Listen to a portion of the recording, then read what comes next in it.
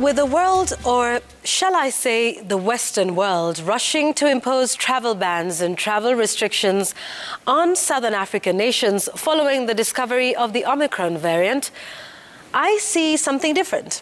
I see a historic development that needs to be celebrated. Let me explain. You see, early in November, health officials and others in the private sector noted a spike in COVID-19 cases in Gauteng province in South Africa, as well as in Botswana. The spike was noted amongst young people in schools and colleges, and it was at first thought to be a cluster outbreak related to crowding. This then piqued the curiosity of scientists at the privately owned Lancet laboratories, as it came right when a third wave of the Delta variant was beginning to subside. The scientist who first identified it is Alicia Vermeulen. She flagged the anomalies of high positive tests in samples whose viruses, for purposes of common understanding, looked significantly different from the strains already in existence. She then shared that information with her superiors, who shared the same with government officials. It was then another molecular scientist, Raquel Viana, who is credited with conducting what is known as gene sequencing, which confirmed that we are dealing with a whole new strain, now known as the Omicron variant. Now, I want you to understand the speed and efficiency of both scientists and the government officials in this case. You see, the anomalies were first discovered on the 4th of November. More samples were gathered and gene sequencing was done on the 9th of November in both Botswana and South Africa.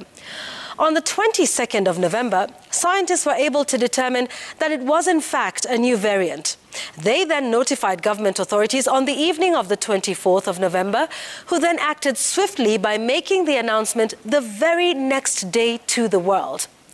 And then, just a day later, on the 26th of November, WHO declared it a variant of concern after studying the findings from the scientists in both countries. Now, this, ladies and gentlemen, is the fastest designation made by the WHO that had previously been criticized for not moving fast enough when COVID-19 first broke. Now, how's that for speed, efficiency, brilliance, all from the African continent? Meanwhile, we learn now that the new variant may have in fact been spreading in countries like the Netherlands long before it was formally identified in southern Africa. Folks, what the world should be saying to Africa is thank you. We are owed a debt of gratitude, not just for making this discovery, but for doing the right thing and making it public as quickly as possible to enable various countries make decisions to protect their populations, which is more than we can say for our counterparts across the world who vaccinated their populations more than twice already, now considering booster shots, when many African populations are yet to even get the first dose. And before you talk about us begging for these vaccines, African countries through the COVAX mechanism and the African Union actually set aside funds to purchase these vaccines for our people. But even then, they were hoarded. Listen, I know we're all wary about it being called the South African variant, and rightfully so. But perhaps for purposes of history, I would not mind calling it that, if only to remind the world that it was discovered and isolated and identified and sequenced in southern Africa by some brilliant African scientists. Otherwise, this important fact may be forgotten or glossed over. Now, despite the gloom that this new variant may cast over the world as we go into the festive season, I choose to celebrate this South African variant.